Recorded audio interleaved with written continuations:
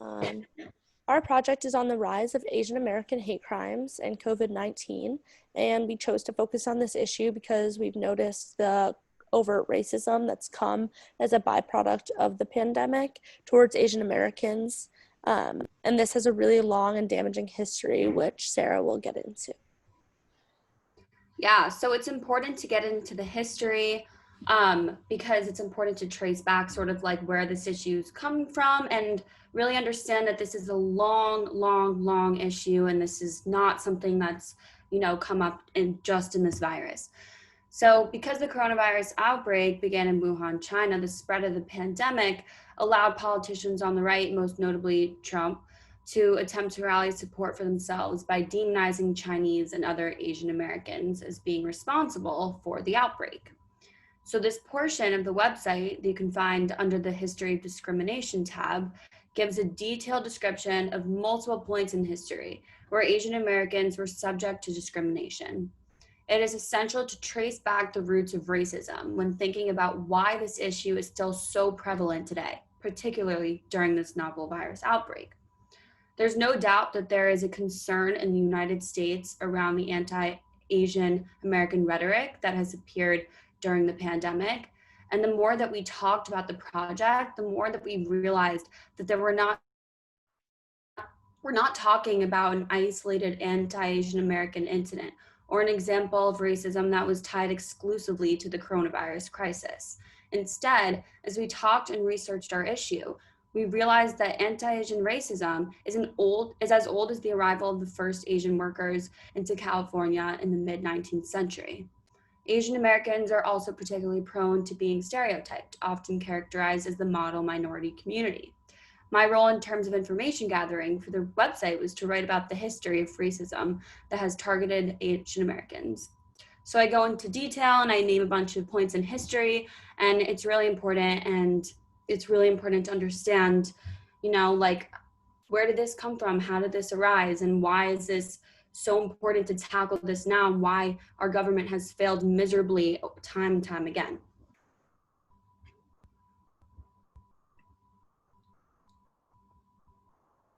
You're muted, Caroline. Sorry. So shifting to the impact that COVID-19 has had on Asian Americans, due to the coronavirus pandemic, Asian American discrimination has dramatically increased throughout the United States.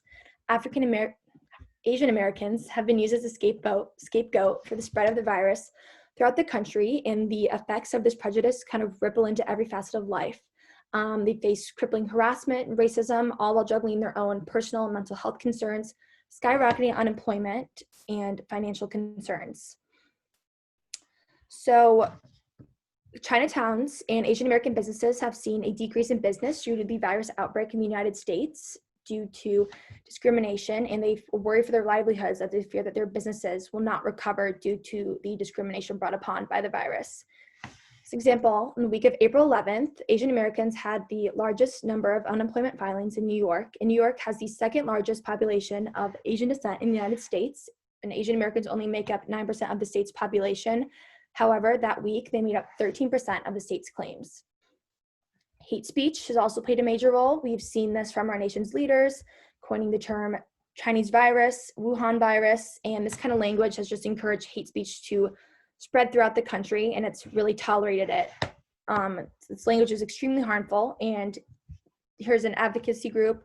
They kind of created a place for people to report discrimination that they faced, and almost 1,500 racist incidences were reported on the basis of hate speech, discrimination, physical attacks, and the majority of these cases occurred in public settings, which is extremely alarming because people are just doing this out in the open, and who knows what's going on behind closed doors.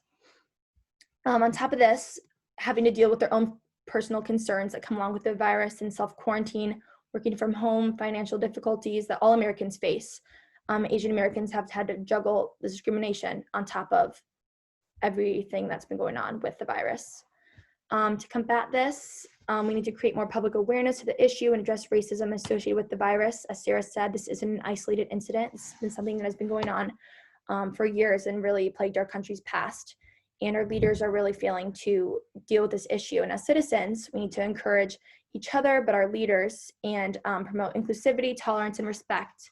and kind of dismantle these harmful phrases such as the Chinese virus that are extremely dangerous.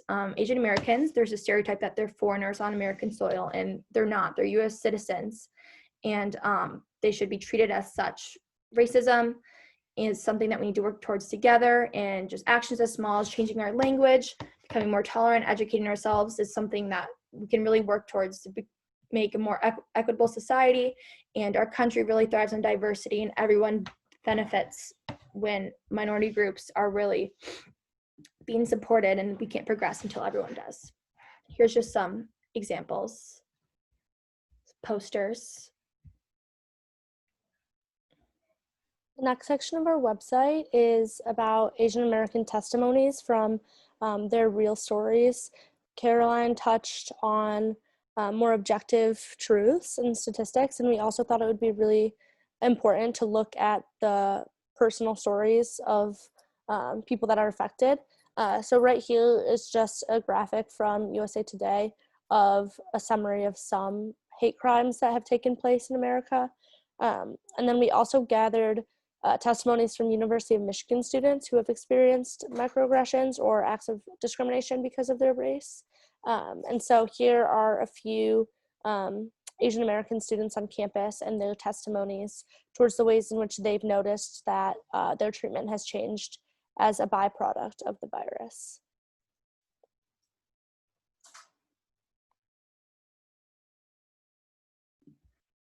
Just some more information regarding our project, the motivations behind our project. We felt that we couldn't just sit by while Asian Americans face immense amounts of discrimination in light of the coronavirus.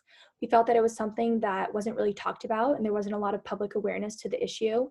We wanted to educate ourselves on the topic and become more aware of the years of Asian exclusion and intolerance in the United States.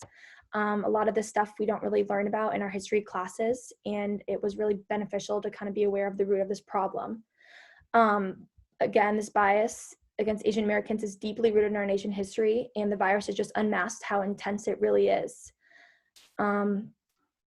We just really need to make sure that the Asian American community in the United States feels protected, respected, and celebrated in order to create a more equitable future in which every American citizen can thrive. And below, we just have some resources like some documentaries you can watch, books, podcasts that you can learn about the experiences of the Asian American community and more about the history of Asians in the United States.